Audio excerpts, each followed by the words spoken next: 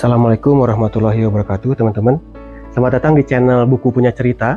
Sebelum kita menuju konten saya yang pertama, di channel ini saya ingin perkenalan dahulu. Nama saya Didaitea, Instagram saya juga Didaitea. Saya tinggal dan bekerja di Doha, Qatar sejak tahun 2008. Saya sangat suka membaca buku, sangat suka menulis, suka fotografi, suka desain grafis, suka berbagi dan bercerita juga di Instagram. Tapi sekarang saya ingin memulai sesuatu yang baru. Saya ingin memulai channel YouTube.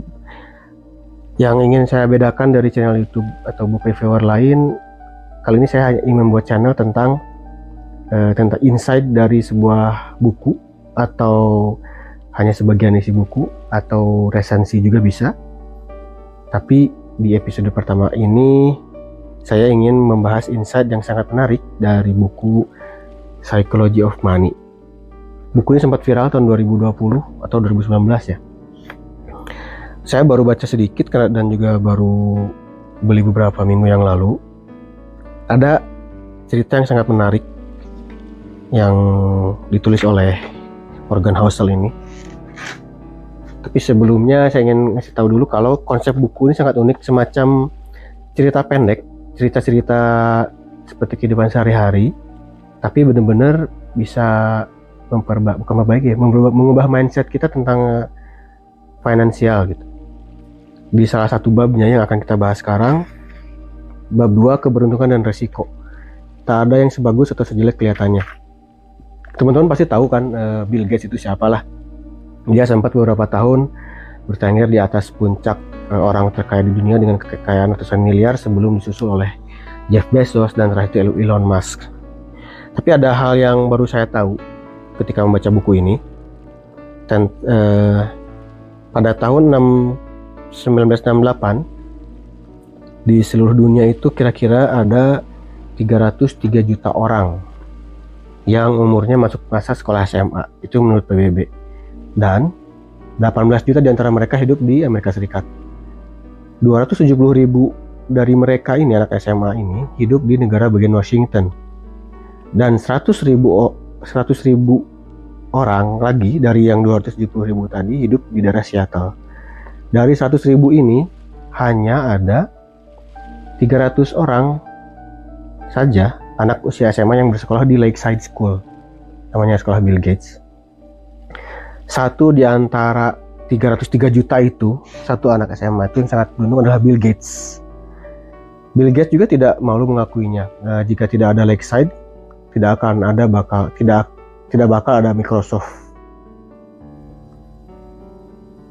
Dan Bill Gates bersama Paul Allen ini sangat terobsesi dengan komputer sekolah. Sampai mereka itu, Bill dan Paul, di buku ini tersebutkan bahwa Bill dan Paul dapat mengotak-atik komputer di Lakeside itu dengan santai, membiarkan kreativitas mereka menggila sampai jam sekolah, sampai larut malam pada akhir pekan gitu. Without no time mereka segera jadi ahli komputer gitu. Tapi ada salah satu orang dari lingkarannya Bill Gates yang mungkin kita baru dengar ya, namanya Ken Evans. Bill Gates dan Paul Allen itu menjadi terkenal berkat Microsoft. Tapi di Lakeside ini ternyata ada anggota ketiga dari geng bertiga ini, sesama penyuka komputer. Bahkan Bill Gates pun bilang si anak ini tuh lebih pintar dari Bill Gates dan Paul Allen. Di sini disebutkan Evan sama ahlinya menggunakan komputer dengan Gates dan Allen. Tapi tidak seperti Paul dan Paul, Ken seperti punya otak bisnis dan ambisi tanpa batas. Ken kemana-mana selalu bawa tas besar seperti pengacara. Kalau kita bilang zaman sekarang mungkin visioner. Kami dulu selalu merancang apa yang akan kami lakukan 5 atau 6 tahun ke depan. Kita akan jadi CEO atau kita akan jadi pengusaha sukses gitu. Kami bakal terus bekerja sama. Pada waktu itu ya, dia bilang, kata Bill Gates, saya yakin kami bakal kuliah bareng. Tapi itu nggak terjadi. Qadarullah, Ken meninggal dalam kecelakaan ketika naik gunung. Jadi kalau di buku ini kan ada dibikin 2 angle ya, keberuntungan dan resiko. pada saat itu Bill Gates sangat beruntung, 1 dibanding mungkin 303 juta dengan berani di lakeside dan diberi keberuntungan sampai jadi komputer. Tapi si Ken Evans ini mengalami resiko juga 1 dibanding 1 juta dengan statistik bahwa pada tahun itu tiap tahun ada sekitar 3 lusin kematian orang yang naik gunung di Amerika Serikat. Peluang tewas di gunung ketika masih SMA itu kira-kira 1 banding 1 juta juga.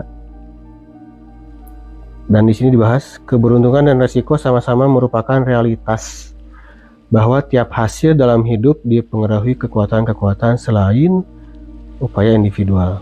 Ini kan dari angle mereka lah ya gitu. Tapi dari perspektif orang Islam, ini adalah konsep yang nggak jauh-jauh dari konsep takdir gitu. Orang yang sudah takdirnya kaya, bagaimanapun dia malas, bagaimanapun dia seolah-olah tidak berjalan ke arah tujuannya, kalau Allah sudah takdirin kaya ya ketemu aja jalannya gitu, karena kayak si Bill Gates itu. Kalau dalam dunia modern sekarang mungkin sebenarnya privilege ya gitu. Jadi udah mau beruntung, dapat privilege dan ketemu jalannya, insya Allah kaya gitu.